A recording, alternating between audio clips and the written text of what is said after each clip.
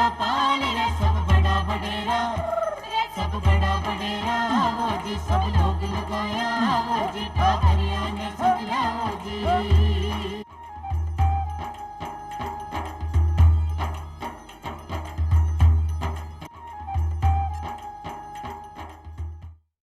ग्रामीण बहनों और भाइयों राम राम। बहनों और भाइयों, ग्रामीण विकास की बात करा तो दो चीज़ मेरे जहन में आवे, एक तो पंचायत राज और दूसरो महिला। यानी पंचायत राज में महिलाओं की भागीदारी और महिलाओं को सशक्तिकरण, इस विषय पर आज आप वार्ता करांगा। इसकी जानकारी लेके आज अपने चौपाल में पधारी हैं प्रोफेसर डॉक्टर अनीता। डॉक्टर साहब राम राम। सभी दर्शकों को भी नमस्कार।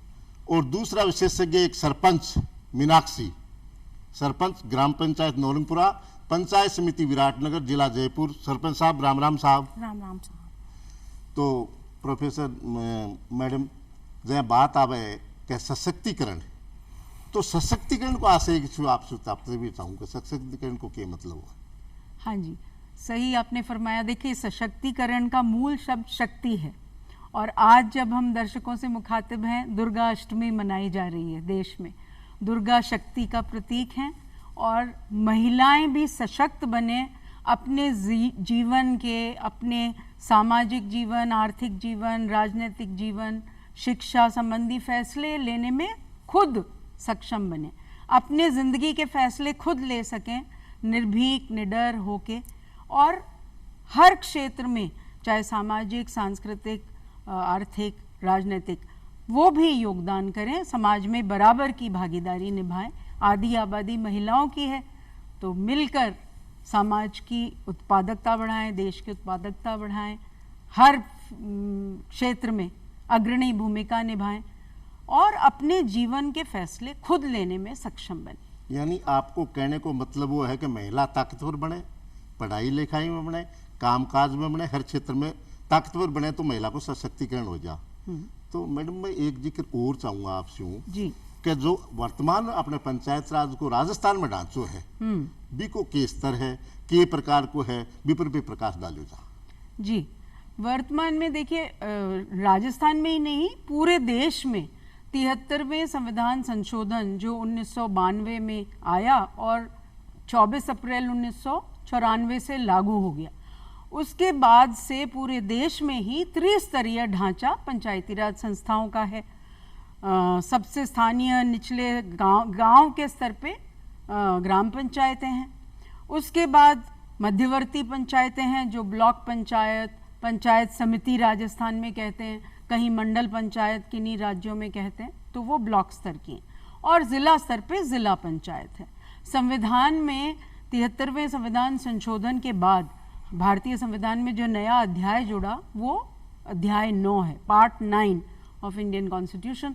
उसमें तीनों स्तर की पंचायतों को पंचायत नाम से ही पुकारा गया, पंचायत, जिला पंचायत, ब्लॉक पंचायत, ग्राम पंचायत। राजस्थान में वर्तमान में 33 तो ज़िले हैं, तो ज़िला परिषद अपने यहाँ कहते हैं, वो ज़िला पंचायत ही है। 33 ज़िला परिषद हैं, 352 पंचायत समिति हैं जो मध्यवर्ती पंचायत हैं, और जो ग्राम पंचायतें हैं वो अभी 11,352 हैं। ये अभी वर्तमान स्वरूप है।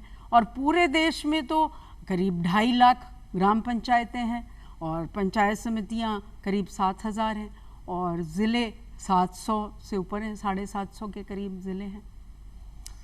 तो दर्शकों, मैडम अब बात बताइए कि आपने पूरे भारत में 3 स्तर की पंचायत राज व्यवस्था है, ग्राम पंचायत, पंचायत समिति और जिले लेवल की। बिको नाम प्रांत के हिसाब से कुछ भी हो सके, लेकिन बिका स्तर 3 है। तो आपने ग्राम पंचायत स्तर की महिला है, सरपंच है मीनाक्षी जी, आप चूंकि सरपंच हो, तो एक महिला निर्भीक होके आपके क्षेत्र में, चूंकि आप सरपंच हो, तो आपकी पंचायत में कई तरीके से निर्भीक होके काम करो, बी की जानकारी बताओ। महिलाओं को 50% आरक्षण दिया गया है पंचायती राज में।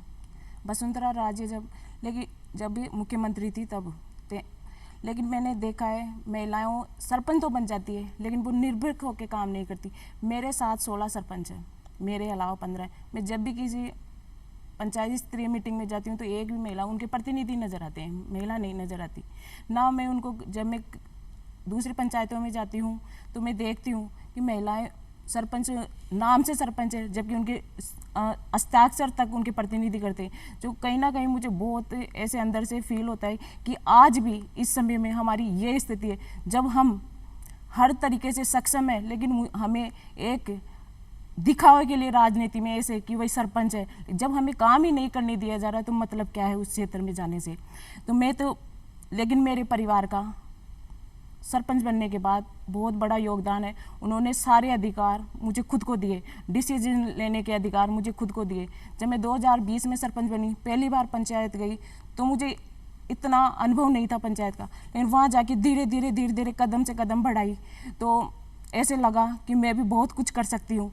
और जब मैं सरपंच बनी थी तो मैंने देखा कि नरेगा में सारे पुरुष मेट हैं, मैंने जाते ही उन सबको उठाया और मैंने 15 से 20 महिला मेटों को ट्रेनिंग दिलवाई और उनको कहा कि तुम उनके बराबर काम कर सकती हो, करके देखो, जब वो नरेगा में काम करवा सकते हैं तो तुम भी करवा सकते हो, एक बार आगे बढ़ के तो देखो। मैंने उनको हर जगह मनोबल बढ़ाया और AU ट्रस्ट के माध्यम से मैंने कई महिलाओं के लिए जैसे ब्यूटी पार्लर का लो, आटे की चक्की लो और पार्लर का लो, कई उद्योग भी, कुटीर उद्योग, लघु उद्योग भी खुलवाए।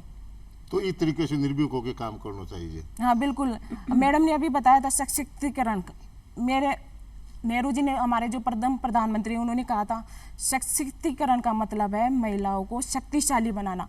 अगर एक पुरुषों को जागरूक करना है तो एक महिला को जागरूक करना बहुत ज़रूरी है, क्योंकि एक महिला जागृत होगी तो परिवार का विकास होगा, ग्राम का विकास होगा, राष्ट्र का विकास होगा और हर स्तर पे विकास होगा। तो महिलाओं का शक्तिशाली और आत्मनिर्भर बनना बहुत जरूरी है। प्रोफेसर मैडम, आप जब महिला सशक्तिकरण की बात करा तो कुछ आप ईशा उदाहरण प्रस्तुत करो कि ए महिला बहुत सशक्त ही, जो भी राजनीति में, पंचायत राज व्यवस्था में या और राजनीति में महिलाएं आगी या सेवा में आगी तो अपना डिसीजन खुद लें, बस सशक्तिकरण प्रदर्शित करें, ताकत के साथ काम करें, आपकी पूरी ऊर्जा है वह काम में लगाऊं। आप भी के बारे में संदेश दो।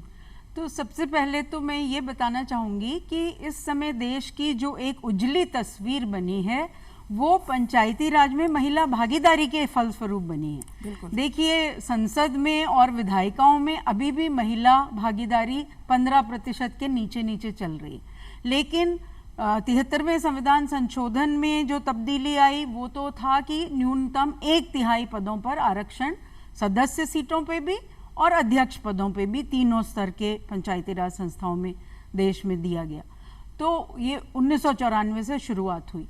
उत्तरोत्तर आज ये स्थिति बन गई है कि बढ़ चढ़ के राज्य सरकारों ने, क्योंकि पंचायती राज राज्य विषय सूची का विषय है और इसलिए राज्य सरकारों ने ये निर्णय लिया, अपने अपने इस राज्य के पंचायती राज एक्ट को बदला और आज 21 राज्य, 28 में से 21 राज्यों ने 50% महिला आरक्षण देश में लागू कर रखा है। नतीजतन स्थिति तस्वीर ये है कि लगभग जो 32 लाख जनप्रतिनिधि पूरे देश में पंचायती राज संस्थाओं में हैं, उनमें से 46% महिलाएं हैं। तो देखिए, ये बहुत बड़ी ताकत है। और अभी भी जो latest gender gap report world economic forum की 2022 में आई, उसमें अन्य पैमानों पे अभी पीछे हैं हम, चाहे स्वास्थ्य और जीवन के मुद्दे पे हेल्थ एंड सर्वाइवल है, या आर्थिक योगदान है, या शैक्षणिक उपलब्धि है, लेकिन राजनीतिक उपलब्धि में भारत की रैंक काफ़ी प्रथम 40-50 राष्ट्रों में है, जबकि अन्य में तो अभी हमें बहुत काम करना है। वो इसीलिए है क्योंकि पंचायती राज संस्थाओं में 50% आरक्षण होने के कारण 21 राज्यों में आज 46%, लगभग आधी महिलाएं हैं जनप्रतिनिधियों में। और इसी तरह नगरीय निकायों में अभी भी 1/3 आरक्षण चल रहा है, लेकिन वहाँ भी भागीदारी स्थानीय सरकारों में महिलाओं की बढ़ चढ़ के बनी। और मैं ये भी दर्शकों को बताना चाहूँगी कि ऐसी मैंने 2 किताबें निकाली हैं संकलन। एक तो राजस्थान विषयक है जिसमें शीर्षक दिया हौसला है दुनिया बदलने का। ये महिला जनप्रतिनिधि जिला परिषद स्तर की, पंचायत समिति और ग्राम पंचायतों की, उनका एक सम्मेलन मैंने, जब मैं अपने संस्थान में काम करती थी, अभी 2020 में सेवानिवृत्त हो गई हूँ, 23 साल में पंचायती राज ट्रेनिंग की प्रोफेसर थी राजस्थान के लिए। तो ये महिलाओं की कहानियाँ जो इसमें संजोई हैं, ज़िला प्रमुखों की, प्रधानों की, सरपंचों की, इसका नाम ही मैंने दिया है हौसला है दुनिया बदलने का। क्योंकि हमारी ऐसी ऐसी महिला प्रमुख और प्रधान थी, उन्होंने कहा nothing is impossible for women. हम इम्पॉसिबल की संधि ऐसे करते हैं, आई एम पॉसिबल, मैं संभव हूँ, मैं सब कुछ कर सकती हूँ, हर चीज मेरे लिए संभव है, कुछ भी ऐसा नहीं है जो नारी नहीं कर सकती। और यहाँ तक हमारी एक ग्रामीण बहन जो आदिवासी इलाके से आई, शर्मीबाई गरासिया आदिवासी बहन, उनसे उनका परिचय कहा कि परिचय देके शुरुआत करो अपना उद्बोधन। तो कहती है मेरा क्या परिचय मांगते हो, मैं बहुत ही फेमस महिला हूँ, विश्व प्रसिद्ध। प्रेसिडेंट बराक ओबामा से मिलके आई, उन्होंने कहा आप पहली बार सरपंच बनी? उसने कहा नहीं, मैं दूसरी बार बनी। पहली बार मैं आरक्षण से बनी और दूसरी बार जनरल सीट पे जीत के आई, जैसे हमारी मीनाक्षी बहन जनरल सीट पे जीत के आई हैं, जबकि एससी कोटा से हैं लेकिन जनरल सीट पे विजयी हुई 8 उनको हरा के। और हमारी हर महिला अपना परिचय ऐसे देती है, इतने आदमियों को हरा के आई हूँ, इतने आदमियों को हरा के आई हूँ। तो शर्मीबाई ने कहा कि बराक ओबामा मुझसे प्रेरित हुए। अच्छा, आप 2 बार सरपंच बनी हो, पंचायत प्रेसिडेंट, तो मुझे भी प्रेरणा मिली है कि मैं भी दोबारा यूएस के प्रेसिडेंट के लिए ट्राई करूं। और उन्होंने बाकायदा उनको यूएसए बुलाया, उन्होंने कई श्रोताओं को उद्बोधन दिए। और वो कहती हैं कि ऐसा कोई काम नहीं है, हमारी इस कहानियों के संकलन में महिलाओं ने अतिक्रमण हटाए हैं, महिलाओं ने शराबबंदी लागू की है, महिलाओं ने जेंडर आधारित हिंसा जो है और जो सामाजिक कुरीतियां हैं, बाल विवाह या दहेज को लेकर शोषण, वो सब मिटाए हैं। और चहुमुखी विकास करने के लिए जो स्वयं सहायता समूह महिलाओं के बने हुए हैं, उनको जैसे आप बता रही थी कि उनको हमने लघु उद्योगों से और अपने आत्मनिर्भर उद्योगों से जोड़ा है, ऐसे बहुत सारे काम इन्होंने किए। अभी ये पंचायती राज मंत्रालय ने लोकार्पित की, अभी केरला में एक राष्ट्रीय सम्मेलन हुआ केला में, तो वहाँ इसमें 21 कहानियाँ पूरे देश भर से मैंने संकलित की, ऐसी पंचायतों की जो महिला सशक्तिकरण के मुद्दों पे प्रमुखता से काम कर रही। और इन मुझे बताते हुए खुशी है दर्शकों को कि ढूंढते हुए कि 21 ऐसी सर्वोत्तम पंचायतें जिन्होंने महिलाओं को दबंग और सशक्त और बालिकाओं को बिल्कुल निर्भीक बना दिया, उनमें से 3 कहानियां 21 में से राजस्थान की हैं। तो यहाँ मैं कुछ आपको बताना चाहूँगी। राजस्थान की एक कहानी तो मैंने ली, राजसमंद जिले की काछबली पंचायत। अब वो गीता कंवर नाम की सरपंच जो 2015 से 20 के कार्यकाल में थी, उन्होंने पहली बार राजस्थान के आबकारी कानून का सदुपयोग किया। लोगों को पता ही नहीं होता है। उन्होंने देखा कि शराब की दुकानें खुली हुई हैं हमारे पंचायत में और वो आए दिन छेड़छाड़ और महिलाओं के साथ छींटाकशी और उनके साथ मतलब यौन हिंसा के भी प्रसंग बनते हैं शराब पी के आदमियों के। तो उन्होंने पहले घर घर संपर्क करके महिलाओं को तैयार किया, फिर गांव के वासियों को, सबको, पुरुषों को भी इस मुद्दे पे जुटाया, एकजुट किया।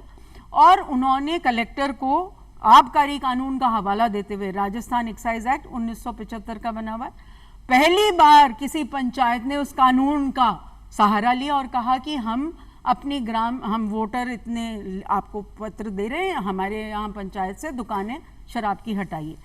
तो फिर उन्होंने ग्राम सभा बुलाई और ग्राम सभा में आबकारी कानून कहता है 51% लोग अगर वोट दें कि शराब की दुकानें हटनी चाहिए तो वो सरकार, जिला सरकार, प्रशासन, कलेक्टर उनको हटवाएंगे। लेकिन उन्होंने तो 90% वोटिंग हुई और उसके मिनट्स बना के कार्रवाई विवरण कलेक्टर को पेश किए।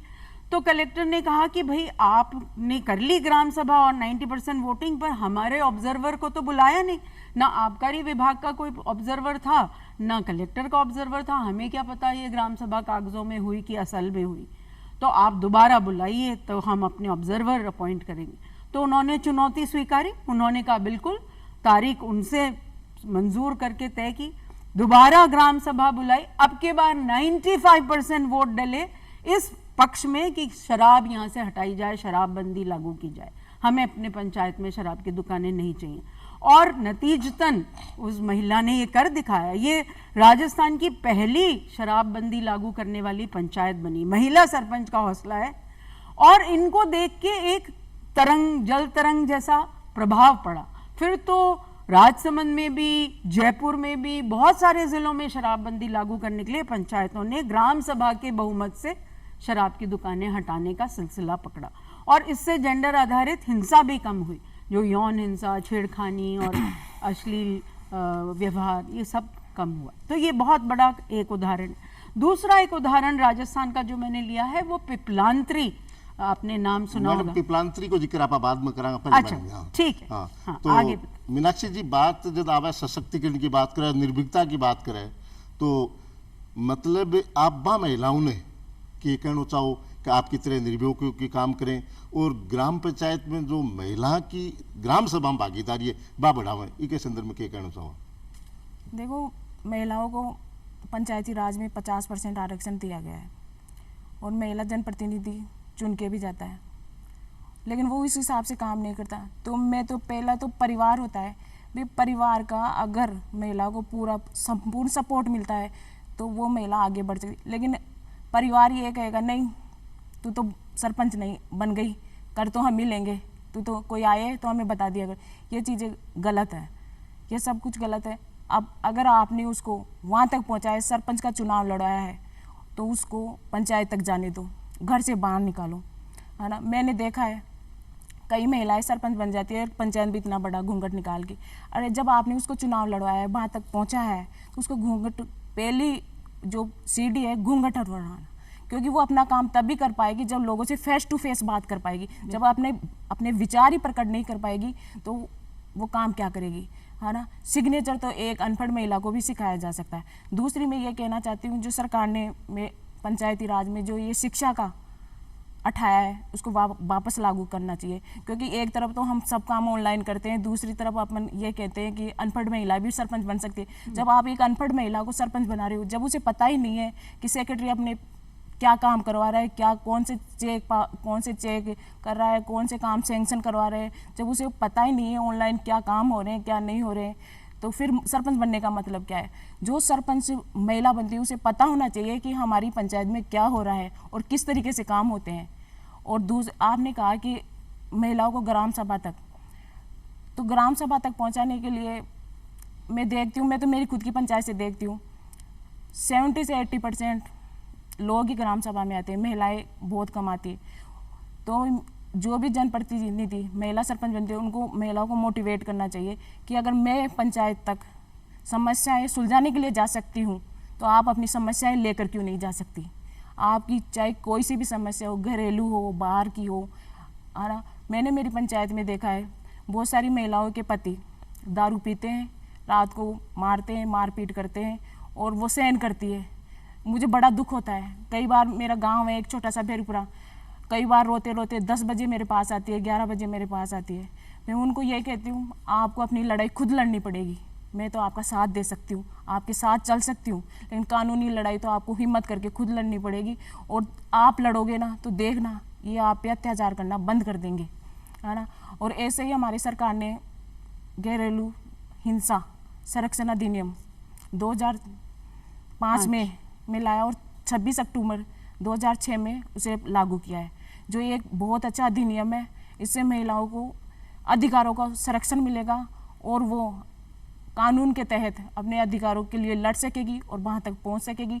और महिलाओं को ग्राम सभा तक पहुँचाने के लिए उनको मनोबल बढ़ाना चाहिए। मैं चाहती हूँ कि 4 ग्राम सभाएँ होती है अपने, 2 अक्टूबर, 26 जनवरी, 15 अगस्त और 1 मई।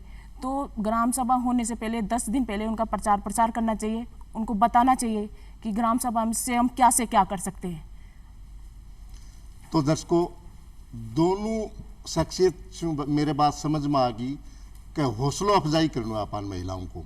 अगर अपनी जनप्रतिनिधि ही तो बान आगे बढ़ानी ही, अगर घरेलू ही तो बान की भी सहभागिता बढ़ानी है जरूर। अगर आप सहयोग करांगा तो महिला आगे जरूर बढ़ेंगी। आप बात करा एक दूसरी पंचायत की, बिल्कुल जिक्र हो जा। हाँ, उसकी बात बताऊं उसके पहले मैं मीनाक्षी बहन की बात में जोड़ना चाहूँगी। आपने सही फरमाया कि राजस्थान पंचायती राज अधिनियम में साल में 4 ग्राम सभाएं अनिवार्य हैं, मिनिमम 4, लेकिन हकीकत ये है कि बहुत सारी और ज़्यादा ग्राम सभाएं अलग अलग एजेंडा को लेके कर सकते होती हैं। हैं। और हमने एक पहल ये की कि महिला सभा, क्योंकि आप कह रहे हो ना कि 70-80% पुरुष आते हैं और करीब 20% 25% महिलाएं आती हैं, तो महिलाएं, और फिर आप कह रहे हो घूंघट अभी तक पूरा हटा नहीं, तो इसीलिए हमने ये शुरू किया है प्रयास, और प्रदेश में और पंचायती राज मंत्रालय ने स्वीकारा है इसको, और इसके लिए सारे राज्यों को कहा है कि ग्राम सभा के पहले महिला सभा बुलाएं। और महिला सभा मार्गदर्शिका भी मैंने तैयार की कि क्यों बुलाएं, कब बुलाएं, कैसे उसका एजेंडा बने और कार्रवाई जुड़े आगे ग्राम सभा में। तो महिला सभा बुला के ऐसा मंच दें महिलाओं को, ग्रामीण बहनों को, जहां वो निर्भीक होकर अपने अभाव अभियोग, अपनी शिकायतें, दुख सुख, विकास की ज़रूरतें बताएं, और उसको भी ग्राम सचिव जो सेक्रेटरी हैं वो कार्रवाई विवरण लिखें, सरपंच उसकी भी अध्यक्षता करें, और फिर उनके मुद्दे जान के उनको समाहित करें ग्राम सभा में। और हौसला उनका खोलने के लिए जो अपने महिला स्वयं सहायता समूह हर गांव-गांव काम कर रहे हैं, पूरे देश में आपको जान के हैरत होगी, खुशी भी होगी कि 8 करोड़ महिला सदस्य, करीब 70 लाख जो हमारे महिला स्वयं सहायता समूह हैं उनमें जुटी हुई हैं। अब अगर हर गांव में जो महिला स्वयं सहायता समूह हैं, फिर महिला वार्ड पंच हैं आदि, फिर हमारी आंगनवाड़ी कार्यकर्ता, आशा, ANM, महिला टीचर, इन सब को जोड़ के घर घर संपर्क करके ये हौसला अफजाई करें कि बहनों को महिला सभा में तो आना ही है, उसके बाद ग्राम सभा भी पहुंचना है। अगर ग्राम सभा में वो हौसला खोल के पहुंचने लगे और अपनी बात कहने लगे, विकास का एजेंडा ही बदलने लग जाएगा। केवल निर्माण कार्य फोकस्ड एजेंडा नहीं रहेगा कि बस भवन बना दिए, सड़क बना दी, CC रोड बना दी।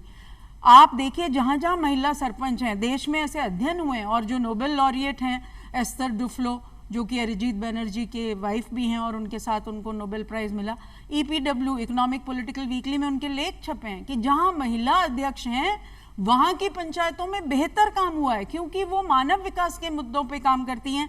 सबके लिए पानी, सुरक्षित पेयजल की व्यवस्था हर गांव, सबके लिए स्वच्छता सुविधाएं, सबके लिए रोजगार, जो हमारी बहनें स्वयं सहायता समूह में उनको आत्मनिर्भर बनाना, स्व-उद्यमी बनाना। फिर बेटियों की शिक्षा, बेटी बचाओ बेटी पढ़ाओ, प्रधानमंत्री जी ने स्कीम लॉन्च 2015 में की, पर हमारी हर महिला सरपंच का ये जज्बा है कि वो स्वयं जब आगे आई है तो उसके गांवों की सारी बेटियां शिक्षा से जुड़े। और राइट टू एजुकेशन 2009 से अनिवार्य शिक्षा कानून भी बन गया और 8वीं तक की शिक्षा सबके लिए अनिवार्य हो गई, लेकिन अब निरंतर हम उनको आगे बढ़ा रहे हैं। तो स्कूल भी पूरा कर रही हैं, कॉलेज तक भी जा रही हैं। इसमें ऐसी पंचायतों की भी कहानी है जो उत्तर प्रदेश से मैंने ली, जो बाराबंकी ज़िले की चंदवाड़ा पंचायत है।